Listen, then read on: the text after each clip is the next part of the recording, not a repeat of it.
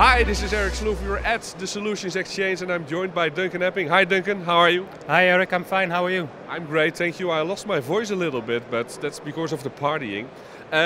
So you recently had a new role at VMware. Can you tell me what your next thing will be? Yeah, sure. I used to be part of the VMworld team, so I was part of the engineering team. I created the architecture for that. A couple of weeks back or a couple of months back, I started having conversations with other people about new opportunities within the company.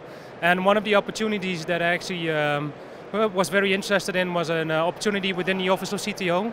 So as of last week, I officially joined the Office of CTO, working together with people like Joe Bagley, for instance, Ben Fathi, Paul Strong, who's my manager.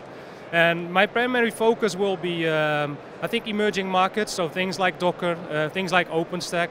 That's kind of stuff that I'll be starting to look at. So, more or less started doing that over the last couple of weeks and trying to figure out, what's new, what's out there, what are customers interested in, and how can VMware actually contribute something in that space.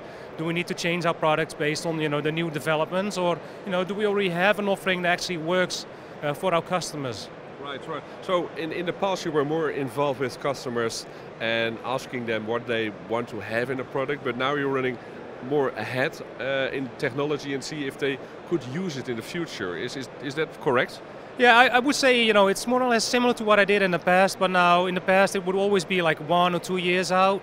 Now we're more talking about the strategy and the vision around things. So we're talking about 2 to 5 years out. So it kind of depends on the product and the type of discussions we're having with customers, because in some of these spaces we're already fairly advanced, but some of the spaces are new to us as well. So we need to try to figure out where our solution actually fits in, if it fits in or not. If we need to develop new solutions, and that's where I come into play, having a technical discussion with customers as well. Try to gather their requirements, feed that back into the engineering teams, and to see if we can actually build something that aligns with our customer needs. Right. So that sounds awesome. Finding all the good stuff for a job and get paid for it in the end. No, I agree. I think that's one of the reasons I took the job. I think it's a great challenge, and it's something new for me to explore as well. The whole strategic aspect of it, the vision aspect of it, is something that I haven't done in the past. So that's hopefully something I'll be enjoying doing in the upcoming years. Right. So a completely different thing. We're going to present at the Belgium VMware in about 2 or 3 weeks. And our presentation will be done together. We'll be dealing with the new vSphere 6 features.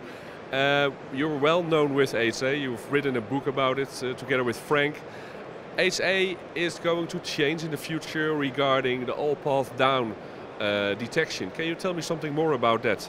Yeah, sure. If you look at HA was completely revamped in version 5.0, so there was a new architecture introduced. The architecture was called Full Domain Manager, so that's the engineering term for it. If you look at some of the log files, you'll still see the name popping up.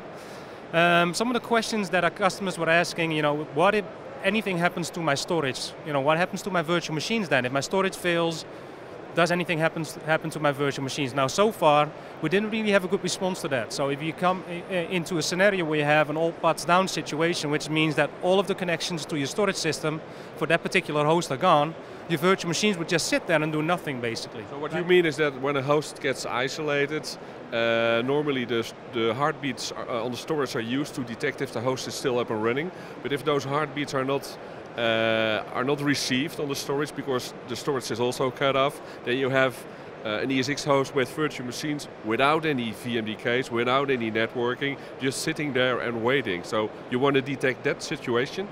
Yeah, and I mean, the example that you just gave, in your example, you have a virtual machine without a disk and without networking, but it could even be worse. You could have a virtual machine without a disk, but with networking. So it's still serving those responses back and forth to your users, but it can't write anything down. So in that scenario, what we actually do is we detect that a failure has occurred on the storage network, and we're capable of restarting that virtual machine on a host that doesn't have those networking issues or storage networking issues. So depending on the type of storage you have, we'll be able to respond to that and then restart the virtual machine within about 30 seconds, 35 seconds, something like that.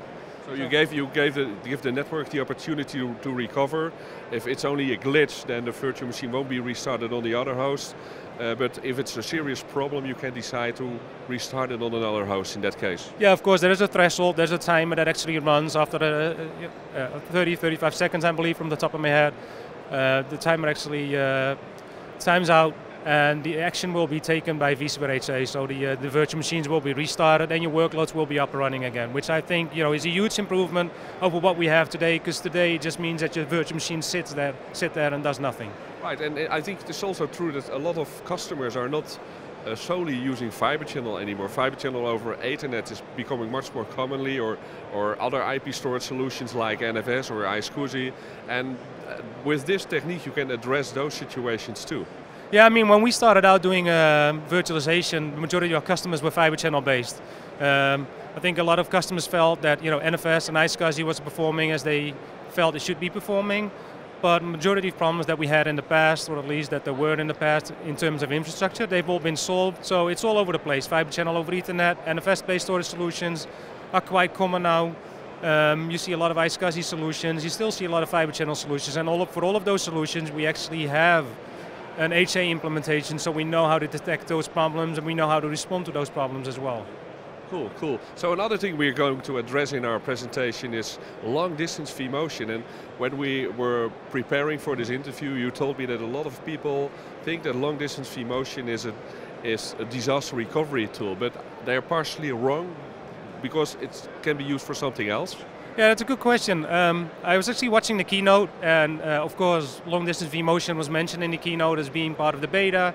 Customers were testing it, and I saw a couple of tweets flying by, and people were talking about using it for disaster recovery. While in reality, when you do a VMotion, it's a live process. So you can use that for something like disaster avoidance. So if you know anything is going to happen to your data center, you can move out your workloads from site A to site B. That's what it's actually intended to be used for, but it's not used for a disaster recovery workflow scenario. It doesn't actually work in that scenario because you can't migrate your virtual machines that way when they are down in the first place, and you can't reach that first site. So there are other tools for that. Right. So then you can use HA in a stretched cluster or another solution with replication of storage. When we look at long-distance VMotion, we see that the latency between the receiving and the sending party, it's much higher than the 10 milliseconds that are allowed today. Is this technique also usable with cloud migrations, and is it opening new solutions? Well, the thing, of course, is that you still need to have some form of shared storage underneath, in a way, depending on how your data centers are set up. You can also do what they call a non-shared migration, which also works, of course. I haven't spoken with any cloud vendors out there that will expose vCenter, for instance, to their customers in a way that they can actually start migrating the virtual machines live into their cloud. It is a possibility, but I think there's some challenging security concerns around that, I would say. But I think for the majority of people, when it comes to long-distance VMotion, or even cross vCenter VMotion, for instance, it's all about being able to migrate virtual machines within your own private cloud, or potentially hybrid cloud as well. There are a lot of opportunities. We just haven't explored all of them, but that's definitely going to happen in the upcoming months and years, probably. Right. So you were mentioning a VMotion that can be done between two different vCenter servers. I also noticed that there was a VMotion between different networks, and in the past we were always bound to the same network on both the sending and the receiving party. Different networks, isn't that a bit tricky? Because when you are leaving your own layer 2 network, your machine can lose connectivity. Yeah, I think that's really tricky, and that's going to come down to your networking infrastructure. And whether you're migrating from what type of network, so depending on the subnet that you're using, and if the subnet is available in on the other vSwitch or on the other distributed vSwitch, and there's a lot of, there could be a lot of complications, and I think that's really tricky. If I look at the VMotion aspect itself, so migrating virtual machines from VC to VC, I think that's really interesting from an operational perspective, because normally you were bound by that virtual data center object. You can only move VMs between clusters, right? And now you can actually move them between virtual data centers as well. You can move them between VCs, so if anything is about to happen to your VC, or you need to retire the VC, you can move the workload to another VC. I think that's really, really interesting and very useful for customers as well. So when it comes to migrating and upgrading a virtual server, vCenter server instances, I think that's where it's going to be very useful. The one thing that I find very useful is migrating between different distributed vSwitches. Okay. because that's something that a lot of customers asked about when they wanted to do an upgrade or they were making networking changes. Just having the ability to move stuff around just makes, provides you a lot more flexibility in the end. So if people want to give it a try, there is a public beta of vSphere 6 and it's an open beta, so anyone can subscribe to it. Yeah, it's kind of a funny thing, because when people talk about an open beta, they think that they can talk about the product and the solution itself publicly as well. So you can sign up publicly. The beta is still under NDA, so you can sign up publicly on the VM10 communities. You sign up there, but you still sign this beta form, which basically mentions that you can't publicly talk about the features and functionality that haven't been spoken about at VMworld yet. So functionality that we just spoke about, like HA, and functionality like VMotion that has been exposed at VMworld, you can talk about that, but all the other cool stuff that's in there, you're not allowed to talk about that yet, unfortunately. But I'm pretty sure that will happen. Will be possible in the near future. Right. It's like Area 51. Yeah, it kind of is, I would say, but with less aliens. Yeah, with less aliens. So if you want to know more about vSphere 6, go to the Belgium VMworld. Duncan and I will be there, and we will be happy to address all your questions. Many thanks for the interview, Duncan. Thanks as well, Eric, for having me. And like you said, make sure to be at the Belgian VMarket. It's going to be a lot of fun. The presentation is going to be in English, so even if you're from Germany or France, you can be there. You're more than welcome. Thank you.